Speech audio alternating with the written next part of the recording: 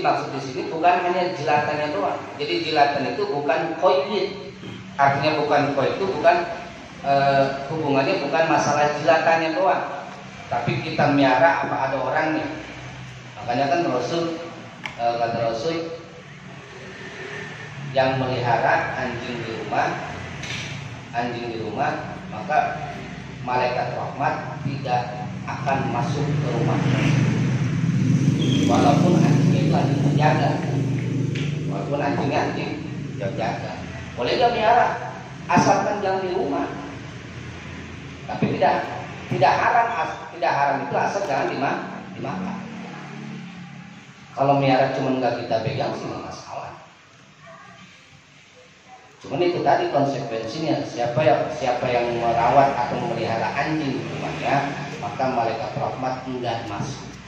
Itu konteks hadisnya begitu. Kecuali kenapa? Karena seluruh anjing itu dihukumi najis. Sedangkan malaikat nggak mau masuk atau berdiam di tempat-tempat yang berbau najis. Baunya itu konteksnya begitu. Tapi jauh lebih dari itu bahwa anjing itu memang memiliki satu sifatnya najis. Yang kedua, anjing itu doyan menggonggong, tapi dia kalau dikasih pulang. Nah, kita sifatnya juga jangan sifat seperti anjing yang najis dan dia suka menggonggong, tapi dikasih diam kalau kita disumpal mulut kita. Harus dibasuh dengan 7 kali basuhan. Bagaimana cara ngebasuhnya? Sab'a marratin dengan 7 kali basuhan, bima'in tohurin dengan air yang suci, mensucikan. Jangan air yang bekas dipakai, jangan air yang mustakmal, bekas dipakai untuk berwudu, atau yang sudah bekas dipakai untuk menghilangkan najis. Atau juga air yang tidak suci, alias airnya najis atau airnya terkena najis. Jadi harus air yang suci mensucikan. 7 kali basuhan dengan air yang suci mensucikan. Ihdahuna bil turabi, salah satu di antara air 7 kali basuhan tersebut, salah satunya dicampur dengan tanah. Bisa tanah, bisa pasir yang ada debunya. 7 kali basuhan, salah satunya dengan tanah. Bagaimana caranya? Di basuhan keberapa? Bebas. Tapi yang afdolnya yang pertama.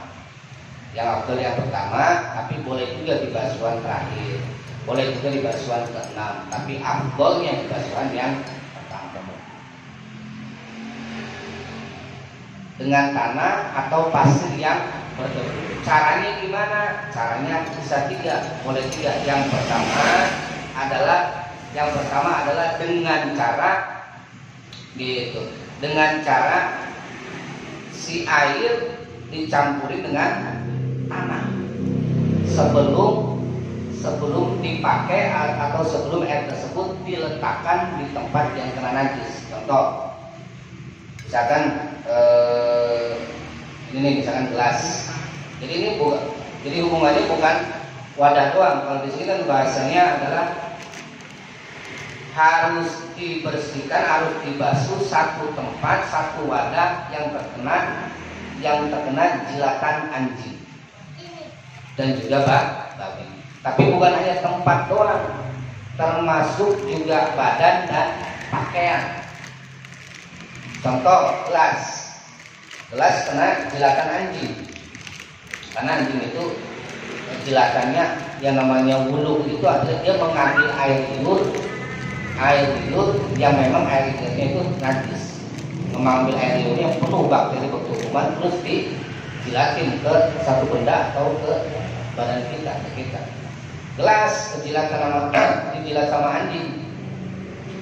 Caranya yang pertama adalah campurin dulu air dengan tanah, baru kemudian dicuci itu gelasnya dengan air yang dicampur dengan tanah 7 kali basuhan, atau di basuhan ke-7-nya Jadi yang pertama, sebelum dicuci nih gelasnya, bikin dulu air campuran dengan tanah, baru tuh dicuci gelasnya. Apa namanya, nanti di basuhan ketujuh atau di basuhan pertama langsung dicuci gelasnya dengan air campuran yang sudah dicampur tanah tadi. Yang kedua, boleh dengan cara yudha'ul ma'u awalan summa yasba'u biturab. Caranya adalah diletakkan air pertama, terlebih dahulu diletakkan air, kemudian diikuti dengan tanah, bereaksi. Jadi bisa jadi yang kedua caranya air dulu.